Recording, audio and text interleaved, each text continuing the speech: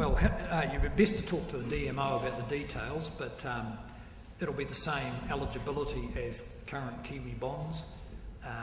The advice from the market is that the returns on them are medium rather than highly attractive, and they'll test the market and see. We believe there'll be quite a bit of interest from the New Zealand public who want to support the rebuilding of Christchurch, and if they've got a choice between a bond that's helping Christchurch recover and leaving their money in the bank, some of them will choose the bond.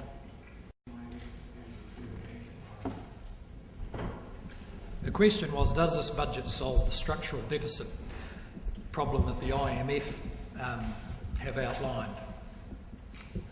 Well, in the first place, just finding the structural deficit's a bit difficult. What it does do is solve the actual deficit problem that we have.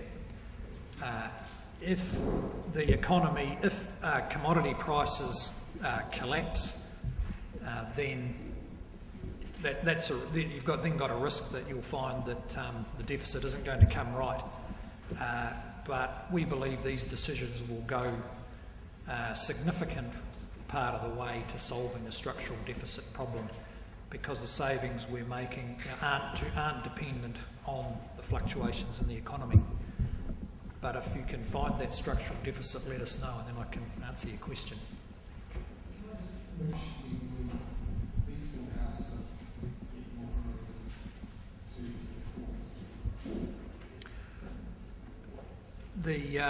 Forecasts are forecasts. They're no better than educated guesses about where the economy is going to go. And ultimately, the forecasters don't decide where it goes, you do. The households, the businesses, the investors, the savers, the person going to work every day deciding whether they're going to work more overtime or not. We've got to keep, the forecast doesn't create the economy, it just tries to guess where it's going. But I think if you look at what's happening, what's actually happening, there's good reason to believe that we are in for a period of reasonable growth. One obvious one is the earthquake inflows. I mean, it does look like there could be up to, somewhere between 15 and 20 billion will be spent. It will be spent. The money's there. The cash is sitting in bank accounts in Switzerland and in Christchurch, and it's under contractual obligation. It will happen. I think the other thing underpinning it is the high export prices. For instance, our competitiveness against Australia is the best it's been in 20 or 30 years.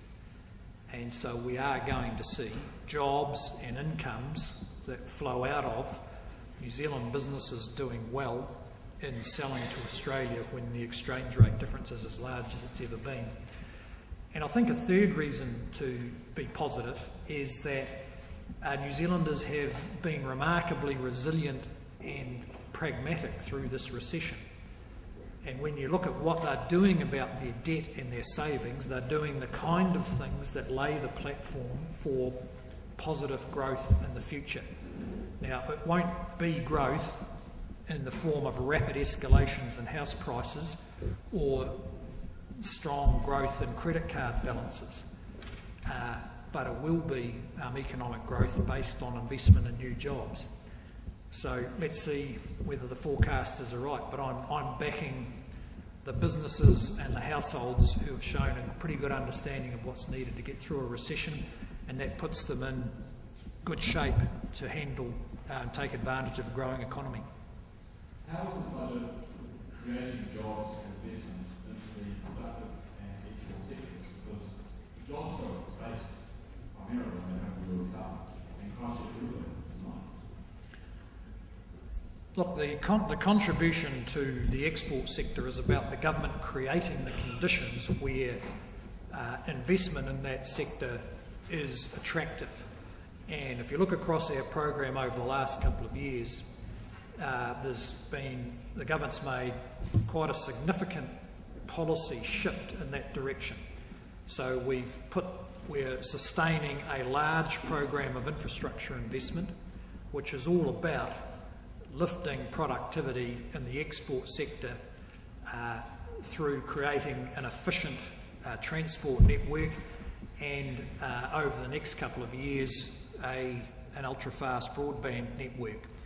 We've gone through a number of areas of regulation that have a direct impact on the export sector and improved that regulation quite significantly. An unglamorous but vital job. For instance, significant changes to the Resource Management Act, among other things.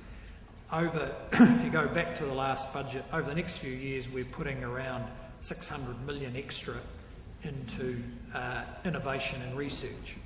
So that was budgeted in the last two budgets. It's still increasing through this budget. We haven't actually added any more, but that program continues. The tax change last year, which was the largest tax change at least in 25 years, fundamentally altered the incentives right through the economy to tax consumption more and less incentive to consume,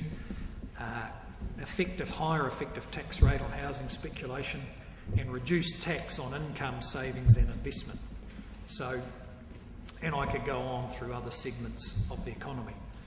Just the reform of the public sector is all about reducing the public sector's call on the capital and the people that we actually need to shift to the export sector.